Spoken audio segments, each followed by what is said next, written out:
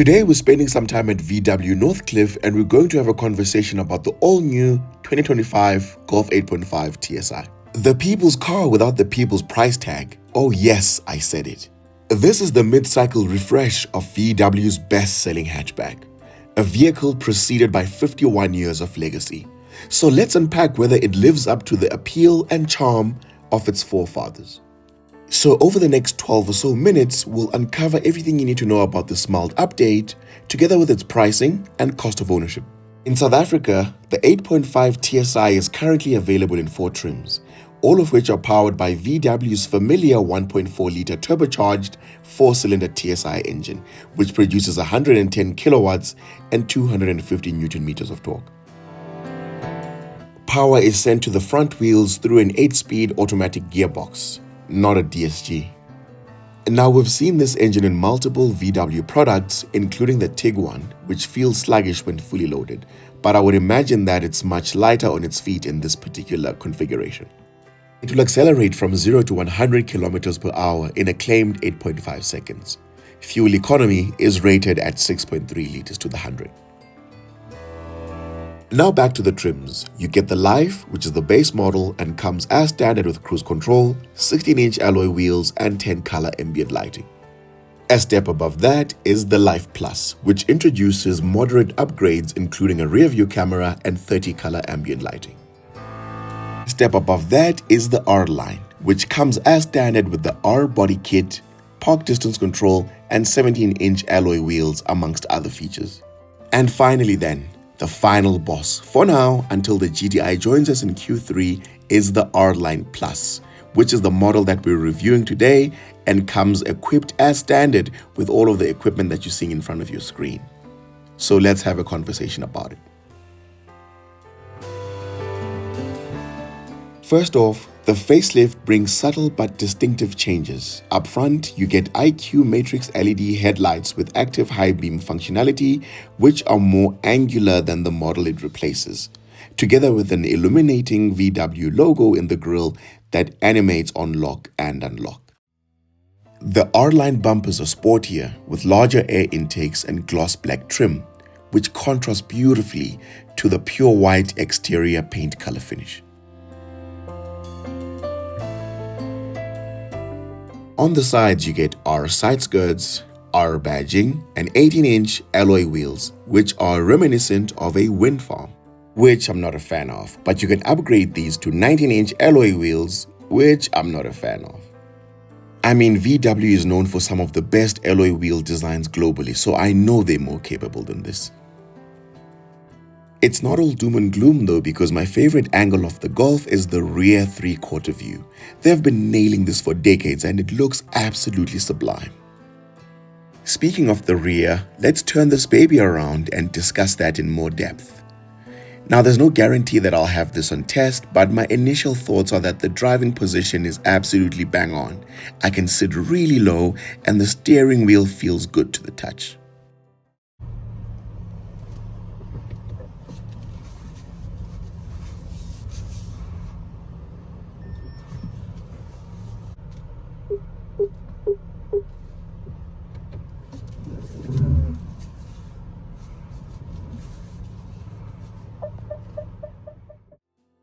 In the rear, you also get these beautiful clear smoke LED IQ lights with dynamic turning signal.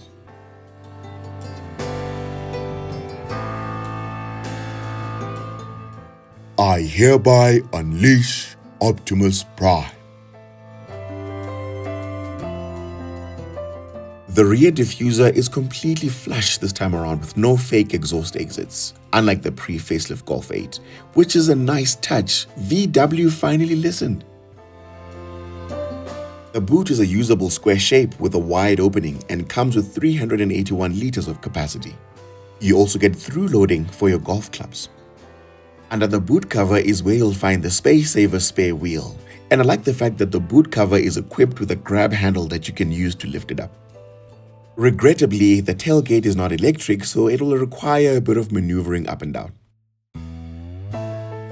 When it comes to the rear seats, I'm in two minds about them, and allow me to explain.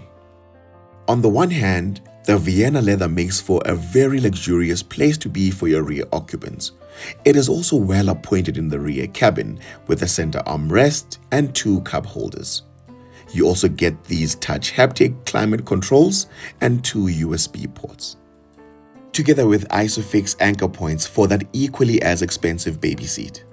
However, on the other hand, rear occupancy space is quite limited.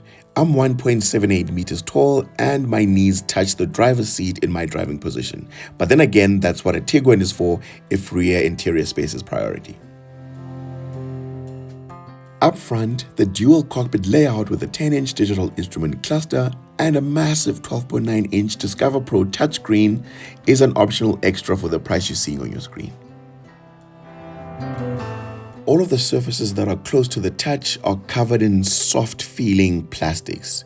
It is worth noting though that there are some hard, scratchy plastics the further down you go, especially around the door bins.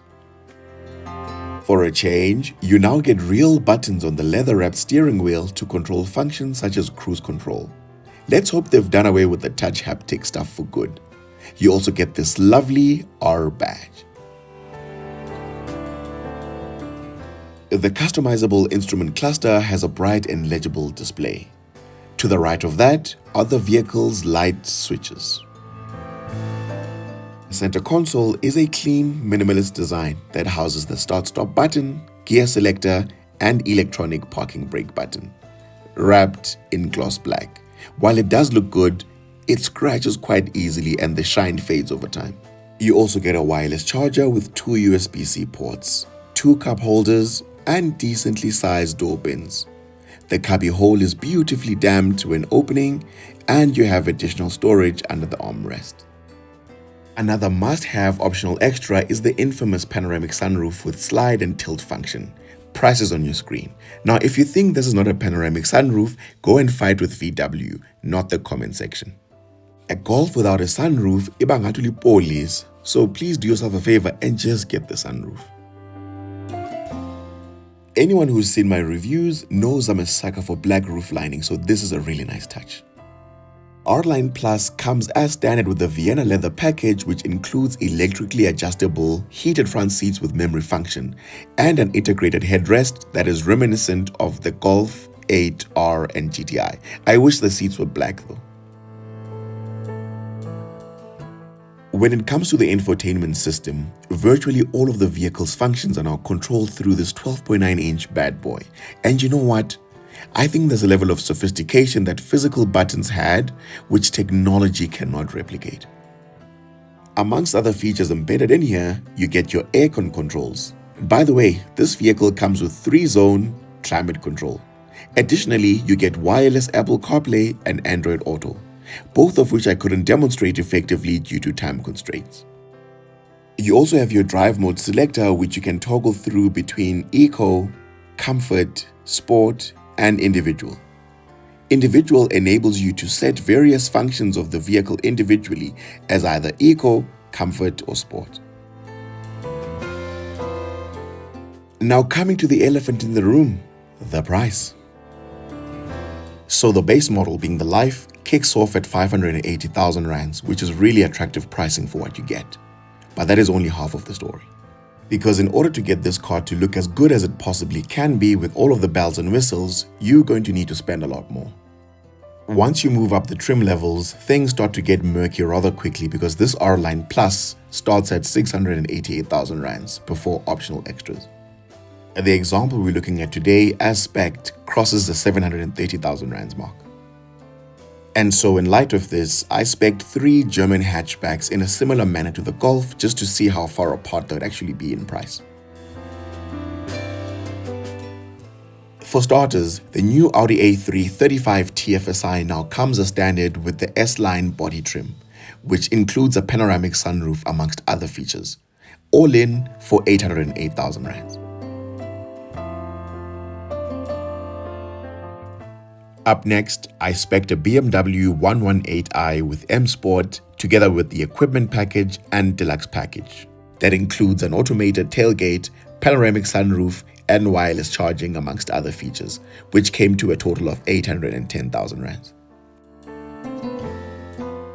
Finally then, I spec'd a Mercedes-Benz A200 AMG line with the Premium Plus package, which comes with quite a lot of creature comforts including a panoramic sunroof, keyless entry, and heads-up display amongst others, and that came to 886,000 rands.